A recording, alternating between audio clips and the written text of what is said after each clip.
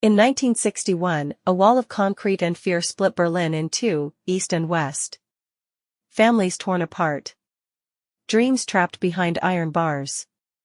The Berlin Wall became a symbol of division, of a world divided by ideology. By the late 1980s, the people had grown restless. Protests spread through Eastern Europe. The Soviet grip was weakening. In East Berlin, citizens began to march, demanding freedom and change. Then, a simple misunderstanding changed history. During a press conference, an East German official mistakenly said that travel restrictions were lifted immediately. Within hours, thousands of East Berliners flooded the checkpoints. Tears, laughter, and disbelief filled the air.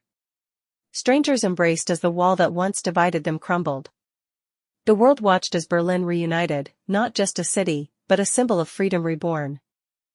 The echoes of that night still whisper today, a reminder that no wall, no matter how high, can stand forever against the will of the people.